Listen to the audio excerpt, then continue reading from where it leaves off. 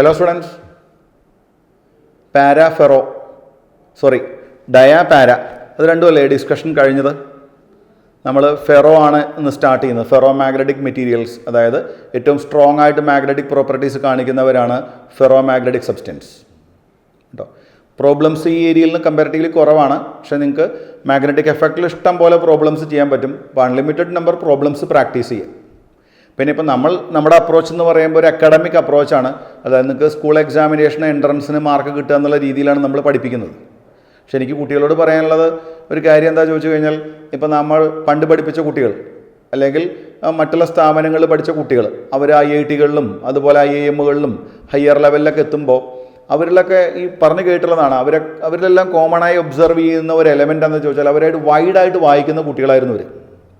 അതായത് science fiction ബുക്കുകൾ, ഇപ്പോൾ നിങ്ങൾക്ക് ഫിസിക്സിലൊക്കെ ആണെങ്കിൽ സ്റ്റീഫൻ ഹോക്കിൻസിൻ്റെ ബുക്കോ അല്ലെങ്കിൽ പഴയ ഐസക് ന്യൂട്ടൻ്റെ ബുക്കോ അങ്ങനെയുള്ള ബുക്കുകൾ വായിക്കണം നിങ്ങൾ. അപ്പോൾ ഈ പ്രായത്തിൽ ഓൺലി നിങ്ങൾ അക്കാഡമിക്സ് ആണോ പഠിക്കേണ്ടത് ചോദിച്ചു കഴിഞ്ഞാൽ മൈ സജഷൻ നിങ്ങൾ രണ്ടും വേണം. നിങ്ങൾക്ക് അക്കാഡമിക്സ് വേണം, അത് സ്ട്രോങ് ആയിരിക്കണം. കാരണം എന്നാലേ നമുക്ക് ഈ കോമ്പറ്റേറ്റീവ് എഡ്ജിൽ ഓരോരോ സ്റ്റെപ്പുകൾ നമുക്ക് കയറി പോകാൻ കഴിയുള്ളൂ. ഒപ്പം നിങ്ങൾ ഒരു റെപ്യൂട്ടഡ് ഇൻസ്റ്റിറ്റ്യൂഷനിൽ എത്തിയാൽ നിങ്ങളുടെ ആ ഒരു ക്രിയേറ്റിവിറ്റി ബിൽഡ് ചെയ്ത് വരണമെങ്കിൽ എന്തും കൂടെ വേണം, നിങ്ങൾക്ക് വൈഡ് റീഡിങ് വേണം. അപ്പോൾ ഈ ഒരു ബുക്സ് മാത്രമല്ല, അക്കാഡമിക്സ് ബുക്സ് മാത്രമല്ല, നിങ്ങൾക്ക് പറ്റാവുന്നതെല്ലാം വായിച്ചോളൂ. കാരണം നിങ്ങൾക്കിപ്പോൾ കുറച്ച് സമയമുണ്ടല്ലോ ശരിക്കും. കാരണം സ്കൂളിൽ പോകാനും വരാനും ഒക്കെ ഉള്ള ടൈമൊക്കെ നിങ്ങൾക്കിപ്പോൾ ലാഭമാണല്ലോ. കാരണം സ്കൂൾ ക്ലാസ് സ്റ്റാർട്ട് ചെയ്തിട്ടില്ല. എന്തായാലും ഒരു ഡിസംബർ വരെയൊന്നും ക്ലാസ് ഉണ്ടാവില്ലെന്നാണ് തോന്നുന്നത്. അപ്പോൾ നമ്മളുടെ ഈ ക്ലാസ്സുകൾ എന്തായാലും നമ്മൾ വിചാരിക്കുന്ന ഒരു നവംബർ 1 ഒക്കെ ആകുമ്പോഴേക്കും എന്തായാലും ഭംഗിയായിട്ട് ഫിനിഷ് ആവും. അപ്പോൾ നിങ്ങൾക്ക് സമയമുണ്ട്. അപ്പോൾ കുറച്ച് എക്സ്ട്രാ റീഡിംഗ് ഒക്കെ ചെയ്യാം കേട്ടോ. അപ്പോൾ നമുക്ക് സ്റ്റാർട്ട് ചെയ്യാം. Ferro magnetism. കാരണം ഈ ഫീൽഡിലൊക്കെ ഇഷ്ടംപോലെ റിസർച്ചുകൾ നടക്കുന്നുണ്ട്, അതാണ് ഞാൻ പറഞ്ഞത്. അതായത് ഈ സൂപ്പർ കണ്ടക്ടിവിറ്റി, മീസ്നർ എഫക്റ്റ്, അതൊക്കെ വളരെ റിസർച്ചിന് ഭയങ്കര സ്കോപ്പുള്ള ഫീൽഡാണ്. ഇപ്പം മെഗ്ലവ് ട്രെയിൻ കണ്ടെത്തി. അതുപോലെ ഇനി ഭയങ്കര സ്പീഡിൽ പോകുന്ന പുതിയ ട്രെയിനുകളൊക്കെ ഈ കൺസെപ്റ്റ് വെച്ച് ചിലപ്പോൾ കണ്ടുപിടിക്കാൻ കഴിയുമായിരിക്കും. അപ്പോൾ അതുകൊണ്ടാണ് അങ്ങനെ പറഞ്ഞത്. ഓക്കെ, നമുക്ക് കഴിഞ്ഞ ക്ലാസ്സിൽ പഠിച്ച ഡയയും പാരയും കൂടെ ജസ്റ്റ് ഒന്ന് കമ്പയർ ചെയ്യാം. ഡയാമാഗ്നറ്റിക് സബ്സ്റ്റൻസിന് bismuth, copper, diamond, gold, lead, mercury, nitrogen, silver, silicon, ഇതെല്ലാം എന്താണ്? ഡയാമാഗ്നറ്റ് ആണ്. ഇവരുടെ എല്ലാ സസെപ്റ്റിബിലിറ്റി നോക്കും നെഗറ്റീവാണ്. അതായത് ഡെവലപ്പ് ചെയ്യുന്ന മൊമെൻറ്റ് അപ്ലൈഡ് ഫീൽഡിന് ഓപ്പോസിറ്റാണ്. റിപ്പൽഷൻ കാണിക്കും, നമ്മൾ ഇടയ്ക്കിടയ്ക്ക് പറഞ്ഞിരുന്നു. എന്നാൽ പാരാമാഗ്നറ്റിക് സബ്സ്റ്റൻസിലേക്ക് വരുമ്പോൾ സസെപ്റ്റിബിലിറ്റി എല്ലാം പോസിറ്റീവാണ്. Susceptibility aluminium, calcium, chromium, lithium, magnesium, niobium, oxygen, platinum, tungsten, അത്ര വലിയ സംഖ്യയൊന്നും അല്ല കണ്ടോ. >0 അത്രയേ ഉള്ളൂ സസെപ്റ്റിബിലിറ്റി. കാരണം ഇവർ പോസിറ്റീവ് വരാനുള്ള കാരണം ഡെവലപ്പ് ചെയ്യുന്ന മൊമെൻറ്റ് അപ്ലൈഡ് ഫീൽഡിന് ഓപ്പോസിറ്റ് അല്ല, സെയിം ഡയറക്ഷനാണ്. പക്ഷേ ഒരിക്കലും അത്ര ബെസ്റ്റ് മാഗ്നറ്റ്സ് ഒന്നും വിളിക്കാൻ പറ്റില്ല പാരാമാഗ്നറ്റുകളെ. അവരെ കമ്പാരിറ്റീവ്ലി ഡയയുമായിട്ട് കമ്പയർ ചെയ്യുമ്പോൾ ഒത്തിരി കൂടുതൽ മാഗ്നറ്റിക് പ്രോപ്പർട്ടീസ് കാണിക്കുന്നുണ്ടെന്നുള്ളൂ. പക്ഷേ നല്ല മാഗ്നറ്റുകൾ വേണമെങ്കിൽ നമ്മൾ എന്തിലേക്ക് തന്നെ പോകണം? നിങ്ങൾ പറ. ഫെറോ മാഗ്നറ്റ്സിലേക്ക് പോകണം. ഫെറോ മാഗ്നറ്റ്സിൻ്റെ സസെപ്റ്റിബിലിറ്റിയും റിലേറ്റീവ് പെർമിയബിലിറ്റിയും ഒക്കെ ഭയങ്കര വലിയ സംഖ്യകളാണ്. 1000s 10,000 ആ റേഞ്ചിന് മുകളിലോട്ടൊക്കെ പോകുന്ന സബ്സ്റ്റൻസുകളുണ്ട്. അപ്പോൾ അത് കുറേ എണ്ണം നാച്ചുറലി ഒക്കറിങ് ആണ്. ചിലത് നമ്മൾ എന്ത് ചെയ്യുന്നു, അലോയ് പ്രിപ്പറേഷൻ ചെയ്യുന്നു, എന്നിട്ടാണ് നമ്മൾ യൂട്ടിലൈസ് ചെയ്യുന്നത് കേട്ടോ. അപ്പോൾ നമുക്ക് നോക്കാം എന്താണ് ferro magnets. Yes, ferro magnets ഞാൻ ജസ്റ്റ് ഒന്ന് സൂചിപ്പിച്ചിരുന്നു. ക്ലസ്റ്റർ ഫോർമേഷൻ എന്നൊക്കെ ഞാൻ പറഞ്ഞല്ലോ. ഫെറോ മാഗ്നറ്റിക് സബ്സ്റ്റൻസ് എടുത്താൽ ഇതൊരു ക്ലസ്റ്ററാണ്. ആ ക്ലസ്റ്ററിനകത്ത് എത്ര ആറ്റംസ് ഉണ്ടാവും? വളരെ വലിയ നമ്പറാണ്. NCERT ബുക്കിൽ പറഞ്ഞിരിക്കുന്നു അറൗണ്ട് 10⁻⁹ ആറ്റംസ് ടു 10⁻11 ആറ്റംസ് ഈ ഒരു ക്ലസ്റ്ററിനകത്ത്. നമ്മളതിന് ഡൊമൈൻ എന്നാണ് പറയുക. അപ്പോൾ പാരാമാഗ്നറ്റിൽ നമ്മൾ ഓരോരോ ആറ്റങ്ങളെയാണ് നമ്മൾ ടൈനി മാഗ്നറ്റ്സ് എന്ന് വിളിച്ചിരുന്നതെങ്കിൽ ഇവിടെ ഗ്രൂപ്പ് ഓഫ് ആറ്റംസിനെയാണ് നമ്മൾ ടൈനി മാഗ്നറ്റ്സ് എന്ന് വിളിക്കുന്നത്.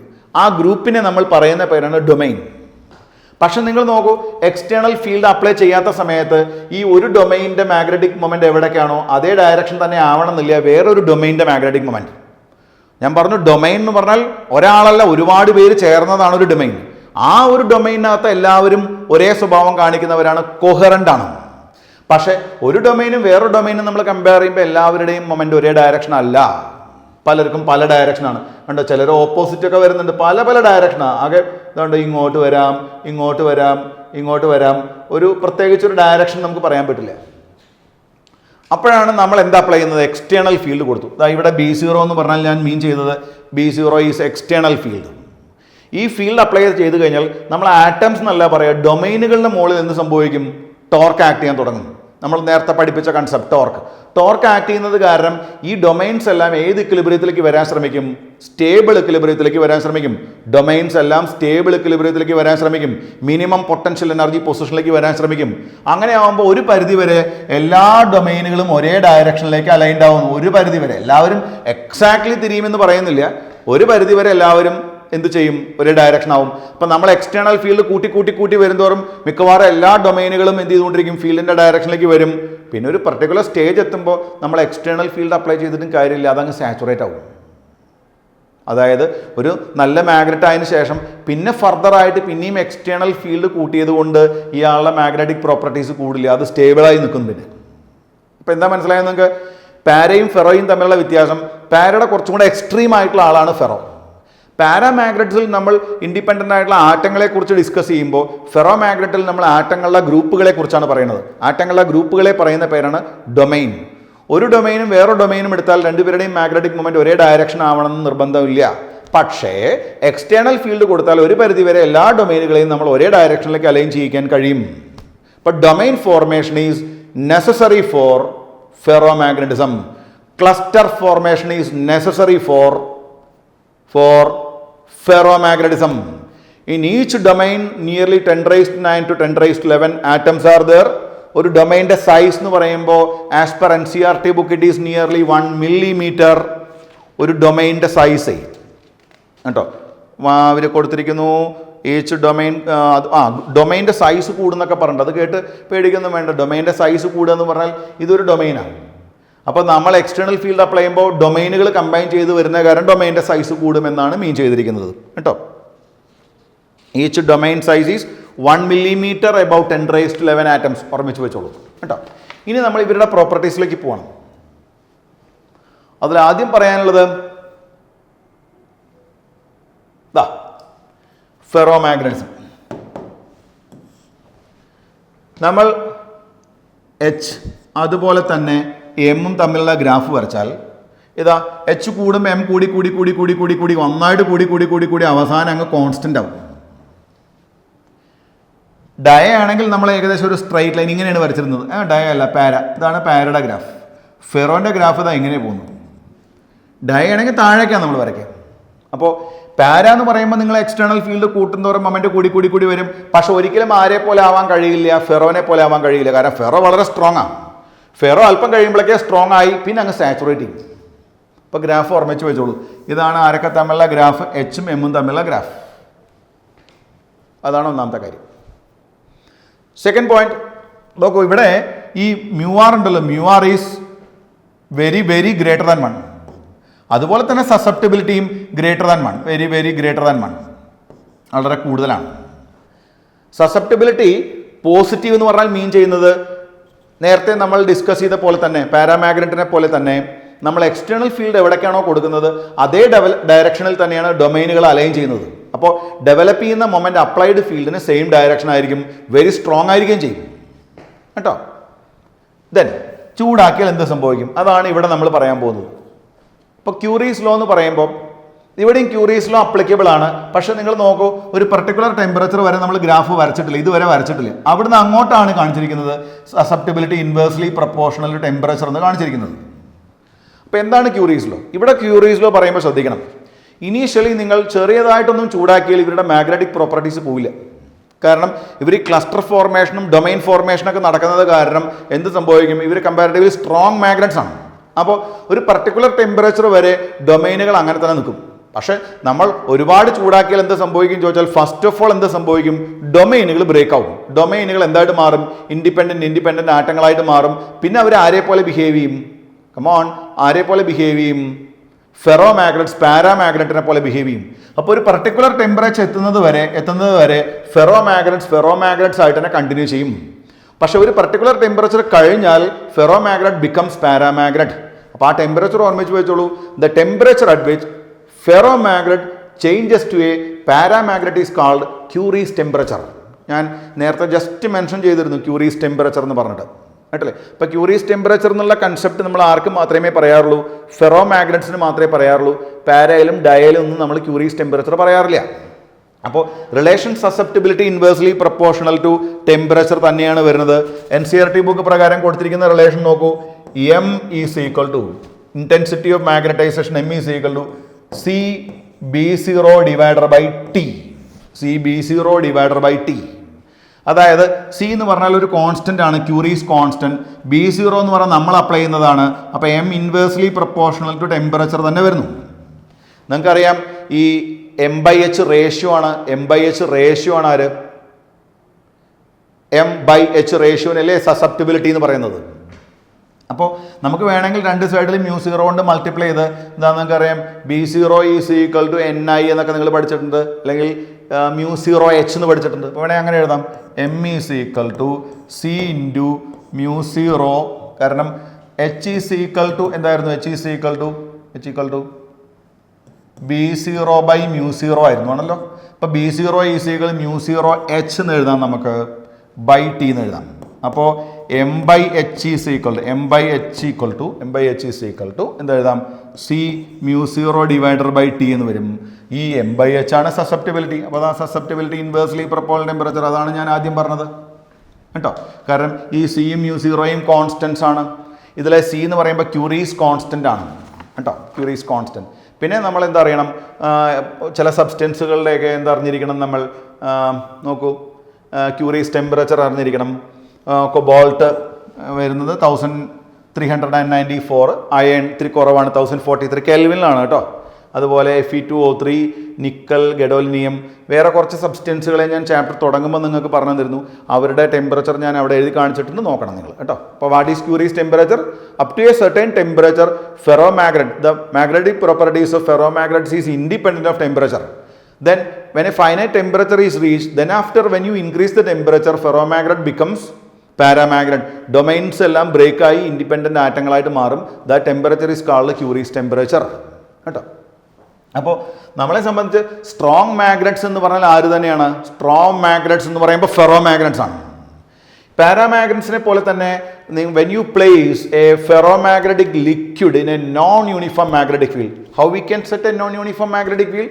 ഒരു ലിംബ് നിങ്ങൾ മാഗ്നറ്റിക് ഫീൽഡിൽ വെച്ചു, മറ്റേ ലിംബിൽ ഫീൽഡ് അപ്ലൈ ചെയ്തിട്ടില്ല, അപ്പോൾ നിങ്ങൾക്ക് നോൺ യൂണിഫോം മാഗ്നറ്റിക് ഫീൽഡ് വന്നു.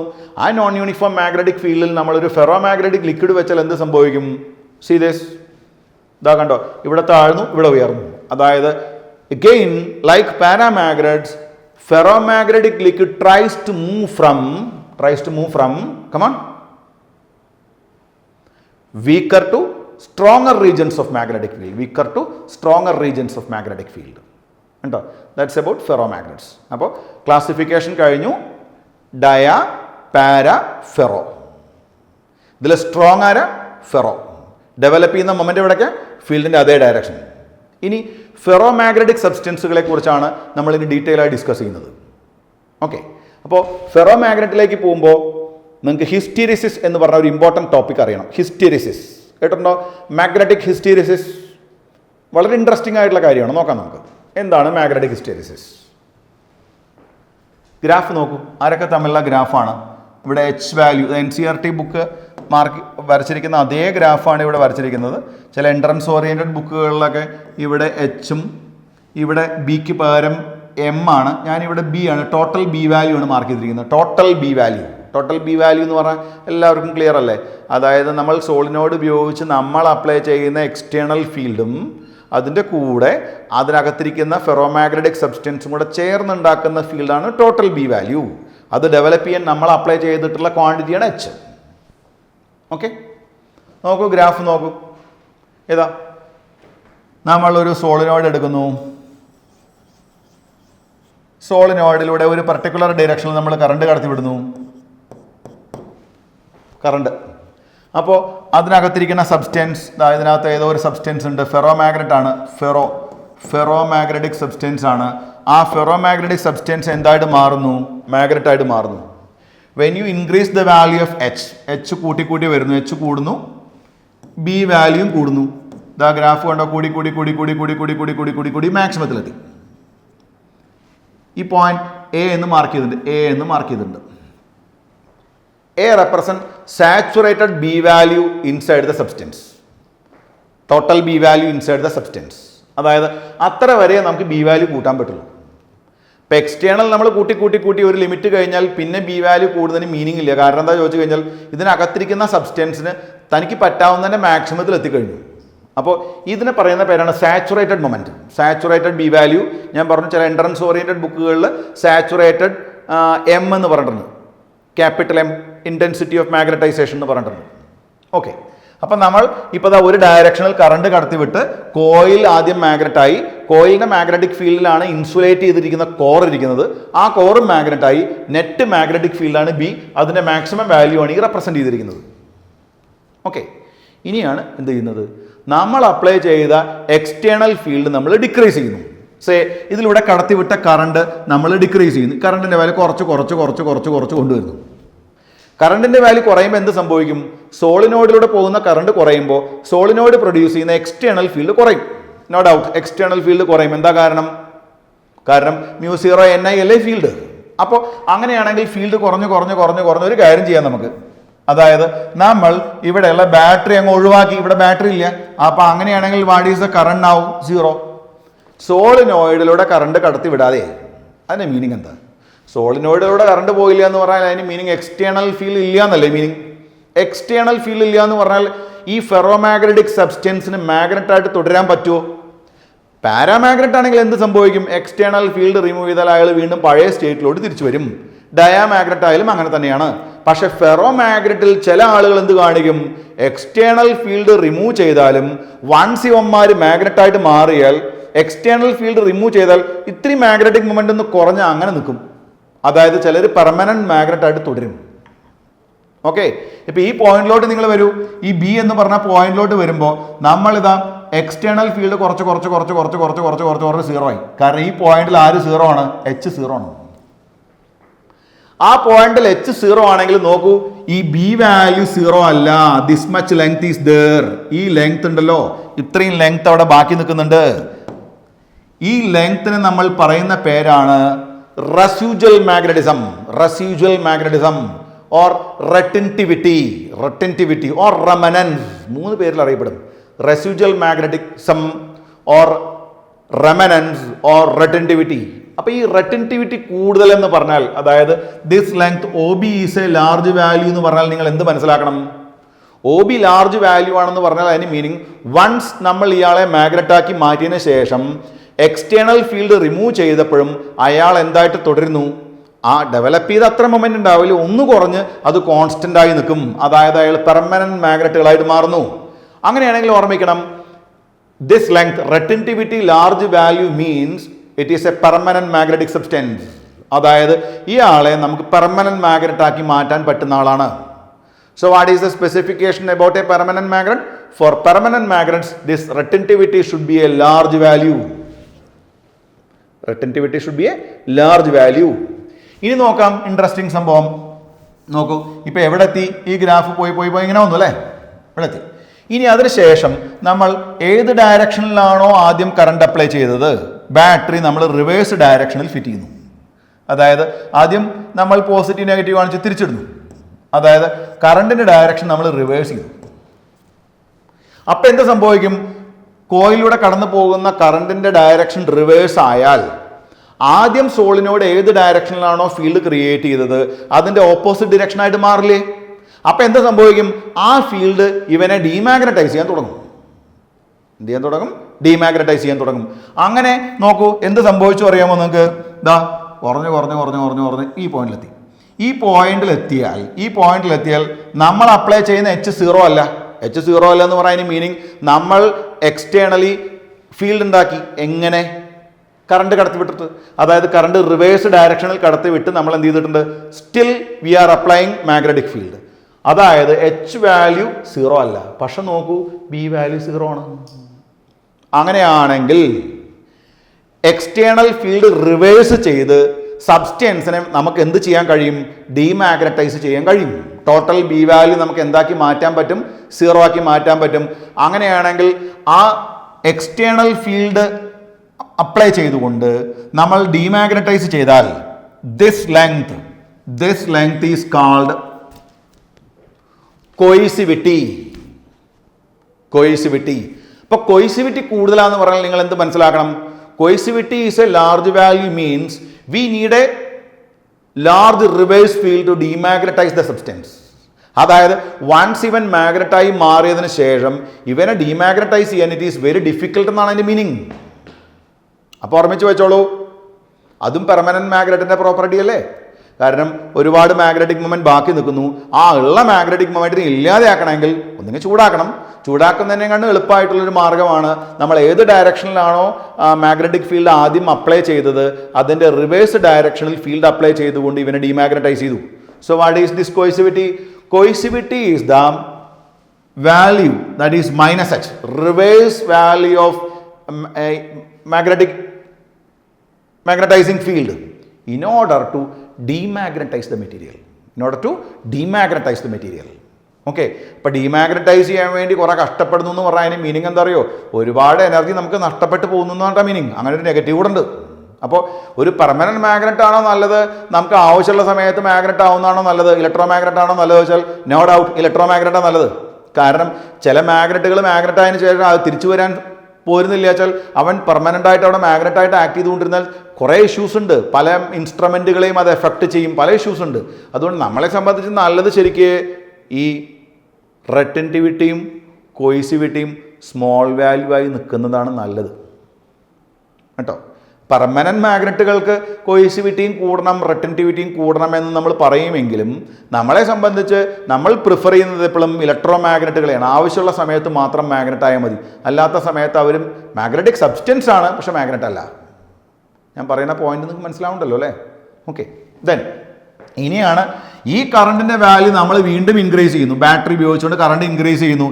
എന്നിട്ട് ഇതാ നമ്മൾ ഇവനെ റിവേഴ്സ് ഡയറക്ഷനിൽ മാഗ്നറ്റ് ആക്കി. അതായത് ആദ്യം ഡെവലപ്പ് ചെയ്ത മൊമെന്റ് ഇവിടേക്ക് ആണെങ്കിൽ ഇപ്പം തിരിച്ച് ഡെവലപ്പ് ചെയ്തു. ആ മൊമെന്റ് സീറോ ന്യൂട്രലൈസ് ചെയ്തതിന് ശേഷം അവൻ റിവേഴ്സ് ഡയറക്ഷനിൽ മാഗ്നറ്റ് ആക്കി. അതാണ് ഈ പോയിന്റ് കാണിക്കുന്നത്. റിവേഴ്സ് ഡയറക്ഷനിൽ മാഗ്നറ്റ് ആക്കുമ്പോഴും ഒരു ലിമിറ്റ് വരെ നമുക്ക് മാഗ്നറ്റ് ആക്കാൻ പറ്റുള്ളൂ. ആ പോയിന്റിനെ നമ്മൾ സാച്ചുറേഷൻ എന്ന് പറയും. ഓക്കെ, നേരത്തെ ചെയ്തതുപോലെ വീണ്ടും നമ്മൾ ഇവിടുന്ന് വരുന്ന കറണ്ടിൻ്റെ വാല്യൂ കുറച്ച് ബാറ്ററി ഒഴിവാക്കി. ബാറ്ററി ഒഴിവാക്കിയാൽ ഇതാ ഗ്രാഫ് എവിടെ എത്തും? ഗ്രാഫ് ഇതാ ഇങ്ങനെ വരും. ഇവിടെ ഒന്ന് വീണ്ടും ഈ പോയിന്റിലെത്തി. ഈ പോയിന്റിലെത്തുമ്പോൾ എന്താ മനസ്സിലാവുന്നത്? എച്ച് വാല്യൂ 0, പക്ഷേ ബി വാല്യൂ 0 അല്ല. അപ്പോൾ ഈ ലെങ്ത് പോലെ തന്നെ ഈ ലെങ്ത്തിനെ നമ്മൾ എന്തെന്ന് വിളിക്കും? റിവേഴ്സ് ഡയറക്ഷനാണ് റെറ്റൻറ്റിവിറ്റി എന്ന് പറയും. റെറ്റൻറ്റിവിറ്റി കൂടുതൽ എന്താ അഡ്വാൻറ്റേജ്? പെർമനന്റ് മാഗ്നറ്റുകളുടെ പ്രോപ്പർട്ടിയാണ് റെറ്റൻറ്റിവിറ്റി ഈസ് എ ലാർജ് വാല്യൂ. ഇനി വീണ്ടും നമ്മൾ എന്ത് ചെയ്തു? ആദ്യം ചെയ്തതുപോലെ വീണ്ടും ബാറ്ററി കണക്ട് ചെയ്തു. ആദ്യം തുടങ്ങുമ്പോൾ ഏത് ഡയറക്ഷൻ ആയിരുന്നു ആ ഡയറക്ഷൻ സെറ്റ് ചെയ്തു. അവനെ വീണ്ടും നമ്മൾ ഡീമാഗ്നറ്റൈസ് ചെയ്തു. ഓക്കെ, ഡീമാഗ്നറ്റൈസ് ചെയ്തതിന് ശേഷം വീണ്ടും കറണ്ടിൻ്റെ സ്ട്രെങ്ത് കൂട്ടി വീണ്ടും ആദ്യത്തെ പോലെ അവനെ നമ്മൾ മാഗ്നറ്റാക്കി മാറ്റി. ഇത്രയും കാര്യങ്ങൾ ചെയ്തു കഴിഞ്ഞാൽ നമ്മൾ പറയും സൈക്കിൾ ഓഫ് മാഗ്നറ്റൈസേഷൻ. അപ്പോൾ ഇനീഷ്യലി മാഗ്നറ്റ് അല്ല, മാഗ്നറ്റിക് സബ്സ്റ്റൻസ് ആണ്. ഫീൽഡ് അപ്ലൈ ചെയ്ത് മാഗ്നറ്റ് ആക്കി, ഫീൽഡ് റിമൂവ് ചെയ്തു, പക്ഷെ മാഗ്നറ്റായിട്ട് തുടർന്നു. ഡീമാഗ്നറ്റൈസ് ചെയ്യാൻ റിവേഴ്സ് ഫീൽഡ് അപ്ലൈ ചെയ്തു. ദെൻ റിവേഴ്സ് ഡയറക്ഷനിൽ കറണ്ട് അപ്ലൈ ചെയ്ത് റിവേഴ്സ് ഡയറക്ഷനിൽ മാഗ്നറ്റ് ആക്കി, വീണ്ടും ഡീമാഗ്നറ്റൈസ് ചെയ്തു. വീണ്ടും എന്ത് ചെയ്തു? ആദ്യം അപ്ലൈ ചെയ്ത അതേ ഡയറക്ഷനിൽ കറണ്ട് കടത്തി വിട്ട് വീണ്ടും മാഗ്നറ്റ് ആക്കി. ഇത്രയും കാര്യങ്ങൾ ചെയ്ത് തീർത്താൽ this is called cycle of magnetisation. പല സ്ഥലങ്ങളിലും ഈ നമുക്കറിയാം ഈ കോയിലിനകത്തിരിക്കുന്ന സബ്സ്റ്റൻസുകൾ ഉണ്ടല്ലോ, കോർ, അത് സൈക്കിൾ ഓഫ് മാഗ്നറ്റൈസേഷന് വിധേയമാകുന്നുണ്ട്. അപ്പം നമ്മൾ വൺസ് ഇവനെ പിടിച്ച് മാഗ്നറ്റ് ആക്കാൻ വേണ്ടി നമ്മൾ എക്സ്റ്റേണലി ഫീൽഡ് അപ്ലൈ ചെയ്യും. ഫീൽഡ് റിമൂവ് ചെയ്താൽ ഇവൻ മാഗ്നറ്റായിട്ട് തുടരാം. പിന്നെ നമ്മൾ റിവേഴ്സ് ഡയറക്ഷനിൽ ഫീൽഡ് അപ്ലൈ ചെയ്തുകൊണ്ട് ആ ഓൾറെഡി ഡെവലപ്പ് ചെയ്ത മൊമെൻറ്റിൻ്റെ ഡയറക്ഷൻ റിവേഴ്സ് ആക്കും. ആ സമയത്തൊക്കെ നമുക്ക് കുറേ എനർജി ലോസ് ഉണ്ട്. ഇപ്പോൾ നിങ്ങൾ ഡിഗ്രിക്ക് അല്ലെങ്കിൽ പി ജിക്കൊക്കെ പോകുമ്പോൾ ഒരു കാര്യം കൂടെ പഠിക്കും, area inside the loop. Area inside the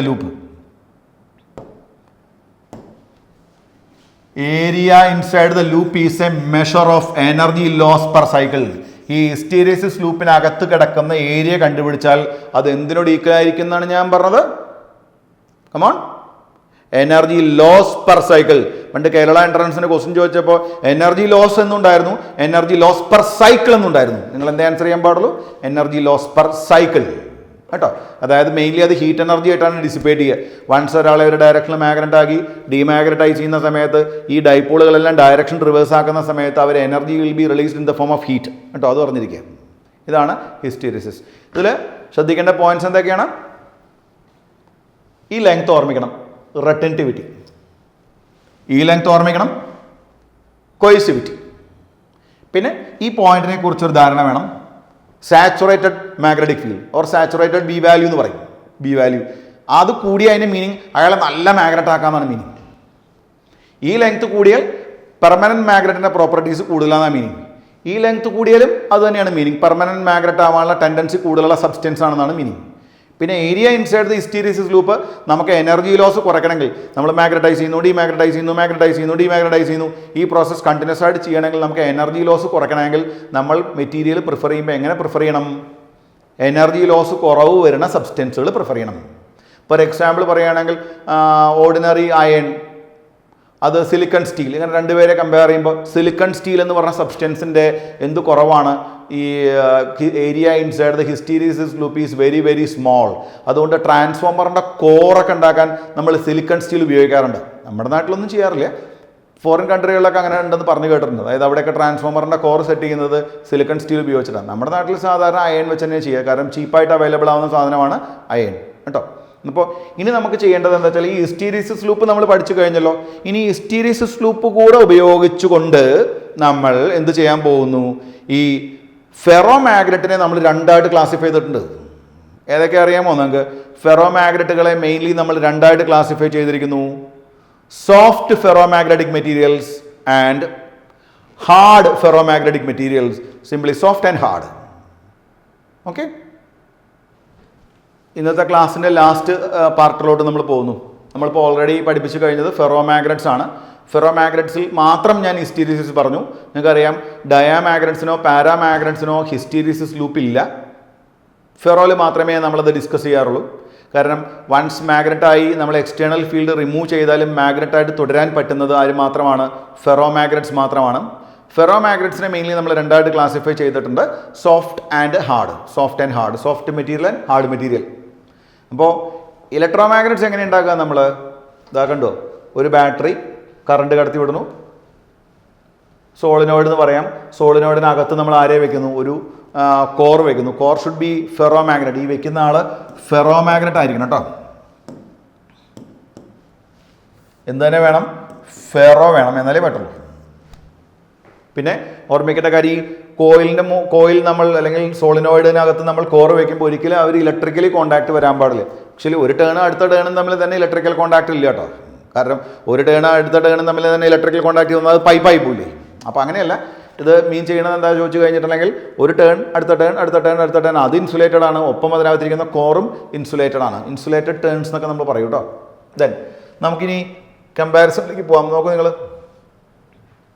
comparison between ആരൊക്കെയാണ്? സോഫ്റ്റ് അയണും സ്റ്റീലും.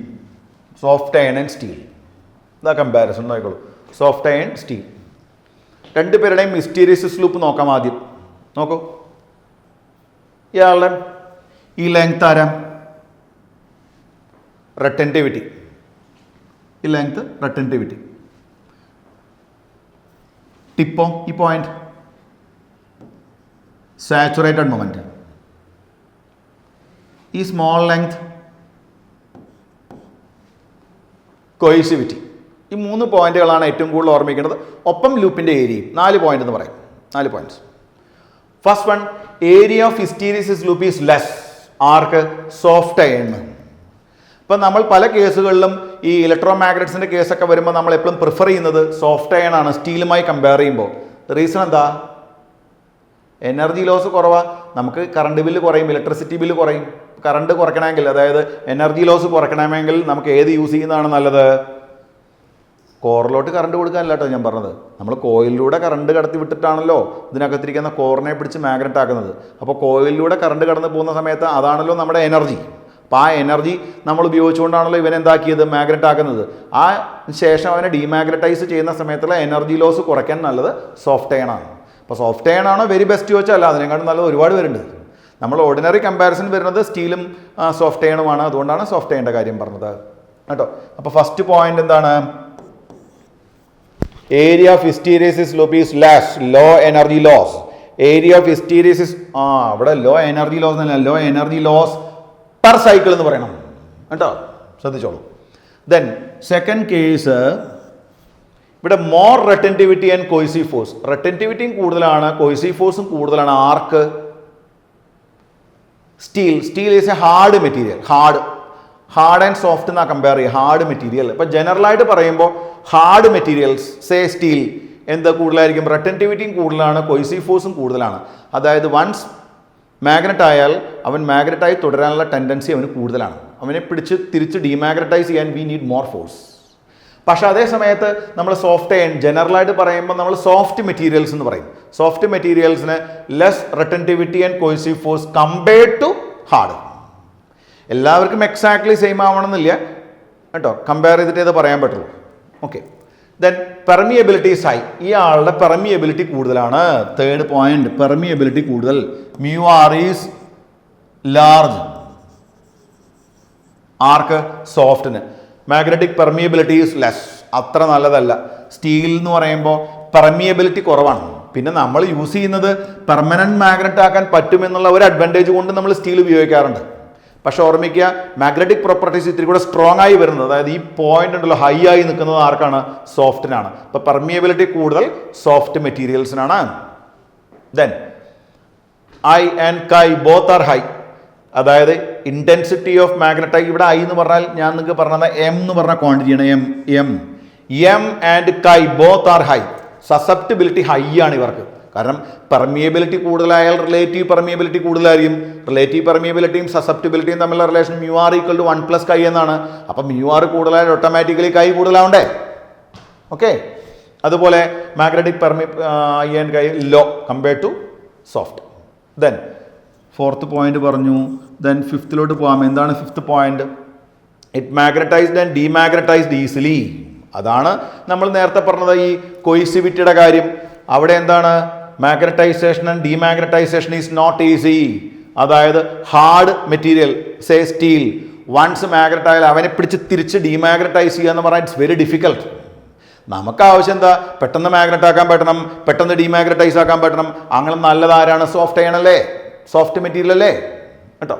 ദെൻ ദ ലാസ്റ്റ് പോയിന്റ്, നമ്മൾ soft materials are mainly used in Dynamo, transformer, electromagnet tape recorder, അങ്ങനെയുള്ള കേസുകളിലാണ് നമ്മൾ സോഫ്റ്റ് മെറ്റീരിയൽ യൂസ് ചെയ്യുന്നത്. പക്ഷേ സ്റ്റീൽ, അതായത് ഹാർഡ് മെറ്റീരിയൽ മെയിൻലി നമ്മൾ ഉപയോഗിക്കുന്നത് പെർമനന്റ് മാഗ്നറ്റ്സ് ഉണ്ടാക്കാൻ വേണ്ടി മാത്രമാണ്. ഇപ്പം പെർമനന്റ് മാഗ്നറ്റുകൾക്ക് വേണ്ടി മാത്രമാണ് നമ്മൾ ഹാർഡ് മെറ്റീരിയൽ സേ സ്റ്റീൽ ഉപയോഗിക്കുന്നത്. ബാക്കിയുള്ള പർപ്പസുകളിലെല്ലാം നമ്മൾ മെയിൻലി യൂസ് ചെയ്യുന്നത് സോഫ്റ്റ് മെറ്റീരിയലാണ്. പല കുട്ടികൾക്കും ഒരു മിസ്കൺസെപ്റ്റ് വരാൻ ചാൻസ് ഉണ്ട്. അതായത് ബെസ്റ്റ് മാഗ്നറ്റ് എന്ന് പറഞ്ഞാൽ ഈ റെറ്റൻറ്റിവിറ്റിയും കൊയ്സിവിറ്റിയും കൂടുതലുള്ളവരാണ് ബെസ്റ്റ് മാഗ്നറ്റ് എന്നൊരു ഫീൽ കുട്ടികളുടെ ഇടയിലുണ്ട്. തെറ്റാണ്. നമുക്ക് ആവശ്യം ഇലക്ട്രോ മാഗ്നറ്റുകളെയാണ്. നമ്മുടെ ആവശ്യം ഈ ഹൈറ്റ് കൂടണം, സാച്ചുറേറ്റഡ് ഫീൽഡ് സ്ട്രോങ് ആയി നിൽക്കണം, പെട്ടെന്ന് ഡീമാഗ്നറ്റൈസ് ചെയ്യാൻ പറ്റണം, അതായത് കൊയ്സിവിറ്റി കുറയണം. അവരാണ് ഐഡിയൽ ആയിട്ടുള്ള മെറ്റീരിയൽസ് കേട്ടോ. അപ്പോൾ ഇനി നിങ്ങൾ NCERT ബുക്ക് വായിക്കുക. ഓൾമോസ്റ്റ് നമ്മുടെ സെക്കൻഡ് പാർട്ടും തീർന്നു, മാഗ്നറ്റിക് മെറ്റീരിയൽസ് എന്നുള്ള പാർട്ടും തീർന്നു. ഇനി നമുക്കൊരു ടോപ്പിക് കൂടി ഇതിനകത്ത് ബാക്കിയുള്ളൂ, എർത്ത് മാഗ്നറ്റിസം. വളരെ ഇൻട്രസ്റ്റിംഗ് ടോപ്പിക്കാണ്. 2-3 ഇൻസ്ട്രുമെൻസും ഉണ്ട്. അതായത് മൂവിങ് കോയിൽ ഗാൽവനോമീറ്റർ നിങ്ങൾ പഠിച്ചു. വൈബ്രേഷൻ മാഗ്നറ്റോമീറ്റർ ഞാൻ കഴിഞ്ഞ ക്ലാസ്സുകളിൽ പറഞ്ഞു. ഇനി 2 കൂടെ പഠിപ്പിക്കാനുണ്ട്.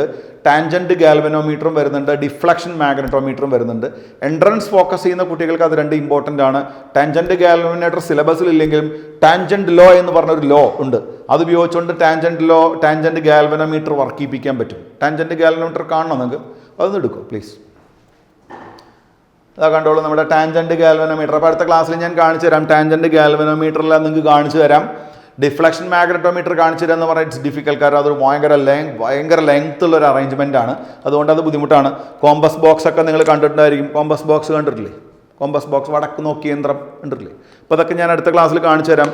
ഇൻസ്ട്രുമെൻറ്റുകളെല്ലാം ഞാൻ കൊണ്ടുവന്നിട്ടുണ്ട്, നിങ്ങൾക്ക് ഞാൻ ലൈവായിട്ട് കാണിച്ചു തരാം കേട്ടോ. അപ്പോൾ ഓക്കെ, നന്നായിട്ട് വായിക്കുക. Magnetic effects of electric current എന്നുള്ള ചാപ്റ്ററിന് മാക്സിമം നമ്പർ പ്രോബ്ലംസ് ചെയ്യുക. എന്ത് സംശയം ഉണ്ടെങ്കിലും ചോദിക്കുക കേട്ടില്ലേ? പേഴ്സണലായിട്ട് വിളിക്കാം. ഞാൻ കഴിഞ്ഞ ക്ലാസ്സിൽ നിങ്ങളോട് പറഞ്ഞാണ് അങ്ങനെ പേഴ്സണലി വിളിക്കാം. ഒരു പ്രാവശ്യമൊക്കെ വിളിച്ച് ചിലപ്പോൾ എടുത്തില്ല എന്ന് വിചാരിച്ച് പിന്നെ ഞാൻ സാറിനെ വിളിക്കില്ല എന്ന് വിചാരിക്കരുത്. നിങ്ങൾ വീണ്ടും കോൺടാക്ട് ചെയ്യുക, അപ്രോച്ചബിലിറ്റി കൂട്ടുക, ടീച്ചർമാരായിട്ട് ഒന്നും കൂടുതൽ സിങ്ക് ആവുക. കാരണം നമ്മൾ ഒരു വെയിറ്റ് അടിച്ചൊക്കെ നടക്കുമ്പോൾ നിങ്ങൾ നമ്മുടെ പിന്നാലെ വന്നാലല്ലേ നിങ്ങൾക്ക് കയറി വരാൻ പറ്റുള്ളൂ. അപ്പോൾ ഒരിക്കലും നമ്മൾ അകന്നു പോകരുത്. ടീച്ചേഴ്സുമായിട്ട് ഒപ്പം ഉണ്ട്, നിങ്ങളുടെ കൂടെ നിങ്ങളുണ്ട് കേട്ടില്ലേ? അപ്പോൾ ഓൾ ദ ബെസ്റ്റ്. അടുത്ത ക്ലാസ് വരെ കാണാം. Okay, by.